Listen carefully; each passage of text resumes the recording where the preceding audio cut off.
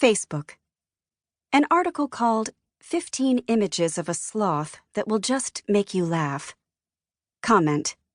Mike Moriarty, hyperlinked. I feel like you were totally number 7. Eleanor posted this at 4 p.m. on a Tuesday. It was liked 30 times, mostly by relatives. Twitter. 30 tweets. A sample.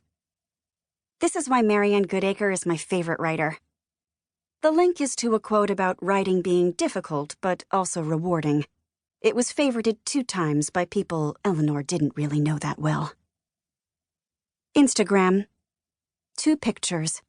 Picture 1. An attenuated, wolfish-looking animal, a dog. The dog is collapsed on the sidewalk and tied up to a fire hydrant with a yellow nylon leash. Its legs are somewhat contorted on the ground. There is a sepia-tinged filter on the picture that gives it an oddly flat quality. For example, an irregular blob of gum is somehow in hyperfocus, the same as the dog. Caption.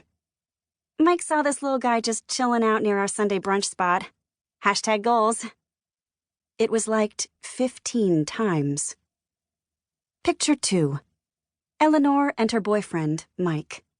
It's a selfie. They are smiling on what seems to be the Brooklyn Bridge.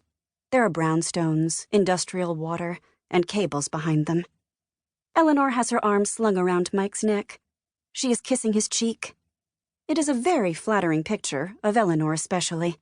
Her jaw looks thin. Caption. Walking across the Brooklyn Bridge for our anniversary. Hashtag love this guy. Hashtag Brooklyn life. Hashtag BK Bridge. It was liked 20 times. It was midway through the party, and everyone was drunk in a professional but sloshing way, when we saw Eleanor hovering near a table, holding her coat. The table had 3 red bowls on it, filled with identical anemic chips. Eleanor took a chip out of one of the bowls and ate it. No one had done something like that during the entire preceding hour. We were in a small backyard, dotted with the occasional tuft of stodgy, bulbous grass.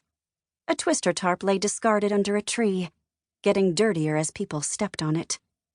Lights with large filaments dotted the railings, which gave the gathering an aesthetic that recalled other parties in the same general milieu and existing pictures. The party was celebrating or mourning the fact that the Newer Report, a news website, www.newerreport.com/news, was going out of business. It was going out of business because it hadn't ever made money. Websites couldn't go on forever in that kind of environment, but it did go on for a fair bit of time. And when you took it all together, there were 12 years of events collected in some ineffable space somewhere, so it wasn't nothing. Eleanor twisted a bit of her hair in 2 fingers. She had been alone near this chip table for a long time, and she knew no one at the party. Her coat was so heavy and made out of felt. Mike was gone. Was he in the bathroom? Inside the house? He had said he wanted to get a drink. She had already looked at Instagram. She had already read an article on her phone. She had already texted 2 people. She had already been in the proximity of others and not talked to them. It was why she was at the chip table in the first place. How much more could she do? A vulpine cat sauntered between Eleanor's legs. It had been wandering the party the entire evening. It was Andrew Newer's cat, and as such, it had a kind of notoriety. The cat had an Instagram account, for example, in which it would sometimes travel to Malta or lie curled on a bed. Eleanor bent close to the cat and trained her phone on it. The cat immediately sprinted away to hide under another metal-legged chip table about 10 feet away. I've been trying to take a picture of that cat all night, said a girl who had been standing near Eleanor this entire time, but not talking to her. She had been talking to a guy wearing a crumpled blue shirt and crumpled brown pants. That cat is so cute. That cat was everywhere at that office. I can't fucking believe it. I was going to caption the picture #partycat, said Eleanor shyly. OMG, that's funny, said the girl. Eleanor dropped her coat on the ground next to the chip table, kicked it under the table, and got dirt on it. So, did you guys work at Newer Report? Said Eleanor. No, said the girl. "But I knew people that did. It's so sad." "I know," said the guy. "It's extremely fucked up. Late capitalism." "The cat is back." Eleanor could see the cat slinking out from underneath the other chip table. Other people next to that chip table, started taking pictures of the cat, and the cat bowed to their lenses and seemed to smile at them bashfully. "That cat is like basically a meme," said the girl. "A meme that hated you." The guy laughed at that, crumpling his shirt more. "Memes are always of like a grumpy-faced thing. I don't think the cat hated me," said Eleanor. "Attention," said the founder of the Newer report, Andrew Newer. He had emerged on a deck that jutted in a Scandinavian fashion from the back of his house. He was extraordinarily thin.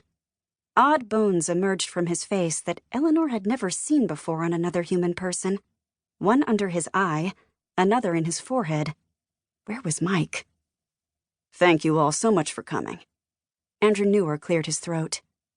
"I wish I was surrounded by some of my favorite journalists for a better reason." Someone hooted forlornly in the audience, like a barn owl. "When I started the Newer report, I was very different than I am now. I was less gray." The party chuckled lightly. "I knew far less about the internet, and I hadn't had the privilege of meeting all of the great people here today. But I did know some things. I did know the power of a great story. And I had the opportunity to work with some incredible journalists to create some incredible stories. Stories that mattered. Stories that made me laugh. Stories that made me think. Especially now." The speech droned on. As it progressed, Eleanor felt even sadder that the Newer report was going under. It seemed like such an important thing now that Andrew Newer was explaining it, and Eleanor almost felt ashamed. Why hadn't she read the Newer report all the time? She had thought it was a normal website that chronicled normal things, like celebrities walking to their cars.